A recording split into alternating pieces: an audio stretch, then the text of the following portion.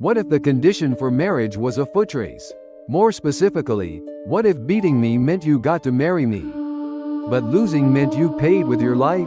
It sounds unbelievable, but Greek mythology gives us exactly that kind of woman. And what makes it even more striking is that this is not some random fringe tale. It is one of those Greek myths that kept getting retold by poets and storytellers for a very long time.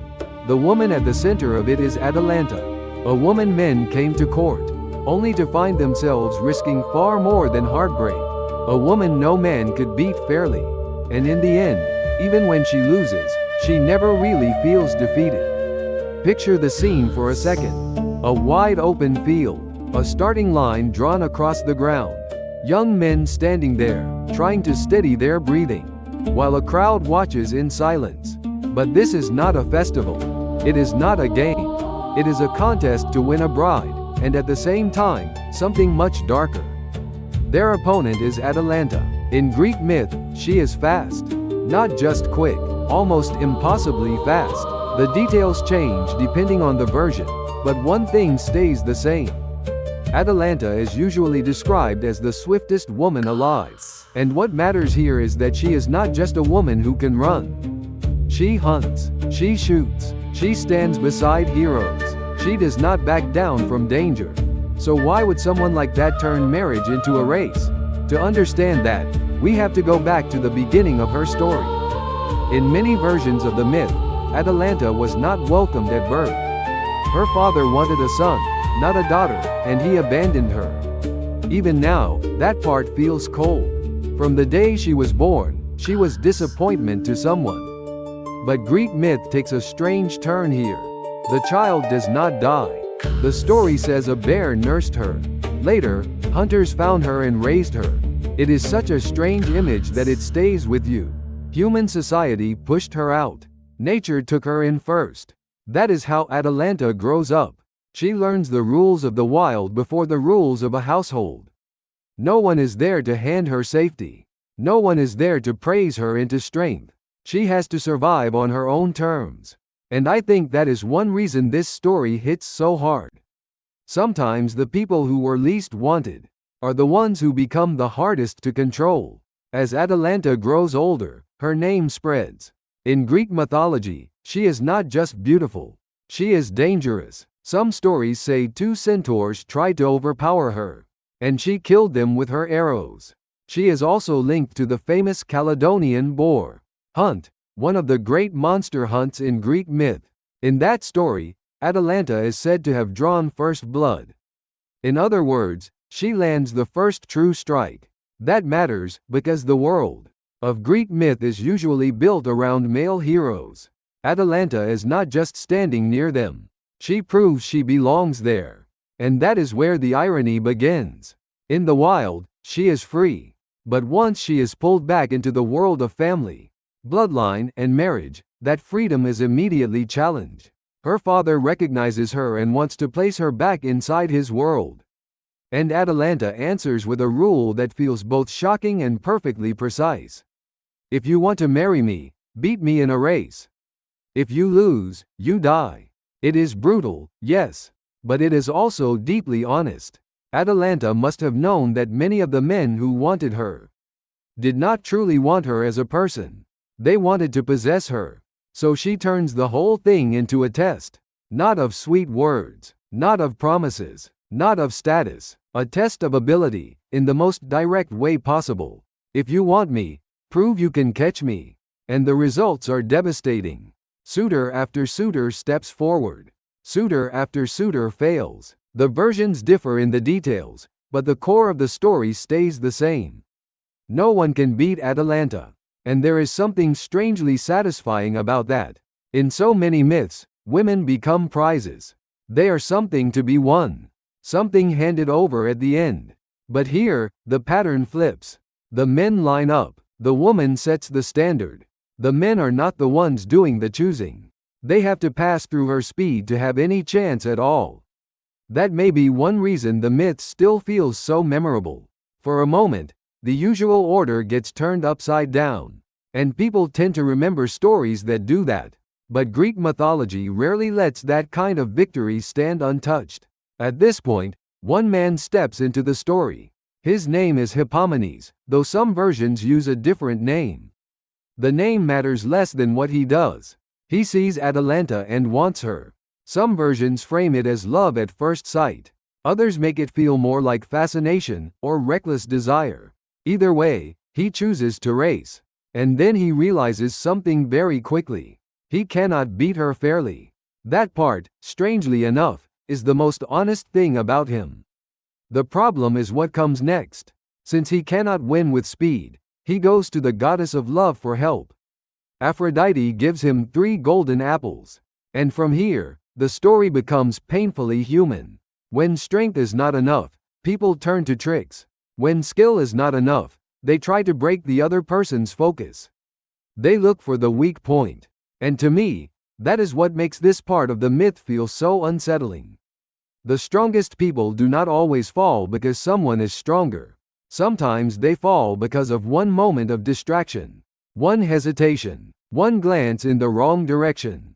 That is often all it takes. The race begins. Just as everyone expects, Atalanta surges ahead. She is faster, clearly faster. Hippomenes falls behind, and then he throws the first golden apple. It flashes across the ground. Atalanta sees it, and for one brief moment, she stops. A lot of people hear this part and ask the same question. Why stop? Why not keep running and win? But I do not think the story is asking us to laugh at her. Depending on the version, the apples may symbolize glory or temptation, or simply the trap laid by a goddess. Maybe Atalanta is caught by curiosity, maybe by beauty, maybe by fate. But whatever the reason, the story understands something very old and very human. Even powerful people are not beyond being drawn towards something bright. She picks up the apple and runs again. She pulls ahead again. Then Hippomenes throws the second one. Another pause. Another tiny break in her rhythm. Still, she nearly wins anyway. Then comes the third apple, thrown at just the right moment. In some tellings, it lands farther away, forcing her to turn more sharply and lose more time. And that is what decides everything. Hippomenes reaches the finish first. People say he won, but did he? That is the part of this myth that has always stayed with me. Atalanta does not lose because she is slower. She does not lose because she is weaker. If anything, the story goes out of its way to show the opposite. She was still the better runner. What defeated her was hesitation, distraction, and divine interference. So this race stops being just a race. It becomes a story about focus, desire, and the way power works when a fair contest is no longer enough.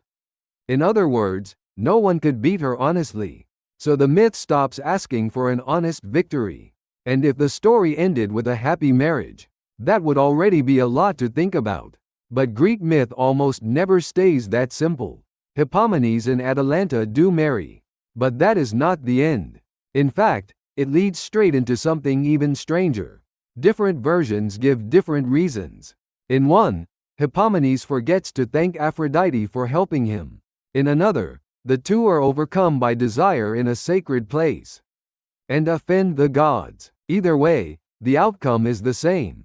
The gods punish them, and the pair are transformed into lions. It is not a romantic ending. It is eerie. The love that was won through cunning ends, with both of them losing their human form. And that leaves us with a much bigger question. What is this myth really trying to say? Is it a tragedy about a woman trying to protect her freedom? Is it a warning about male pride? Is it a story about what happens when desire turns into possession? I think all of those readings are in there. But I would add one more. To me, the myth of Atalanta is also about what society does to people it cannot comfortably contain. Someone too fast, too independent, too difficult to tame. When a person like that appears, the world does not always choose fair competition. More often, it tries to pull that person back into a structure. It tries to bind them, test them, explain them away, or punish them. In that sense, Atalanta feels like more than just a huntress from Greek mythology. She feels like a symbol of anyone who moved ahead of their time. People admire that kind of person, but they also fear them. And fear has a way of turning admiration into control. That is why this myth still feels alive as a story. Even now, people who are too strong, too free, or too fully themselves often get treated with suspicion. They get praised, but only up to a point. Then comes the pressure to soften, to fit in, to be easier to handle. And yet, I do not see Atalanta's ending as total defeat. That may sound strange. She loses the race. She gets married. In the end, she is transformed. But even then, the myth never reduces her to something ordinary.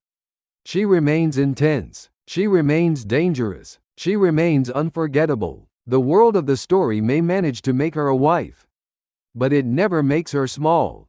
That matters. Some myths stay with us because of who wins. Others stay with us because of who changes the rules. Atalanta belongs to the second kind. She turns marriage into a test of strength. She flips the usual power dynamic on its head. And long after the race is over, she leaves one question hanging in the air. Can love really be won like a prize? Or if you have to stop someone's freedom in order to keep them, was it ever love in the first place? If you had been standing by that race, whose side would you have been on? The man with the golden apples? Or the woman who was still the fastest person on the field? For me, one thing is clear. The story of Atalanta does not end at the finish line. That is only where the deeper question begins. Why was a woman like that so hard for the world of the myth to accept? And in our own time, how do we treat the people who refuse to slow down?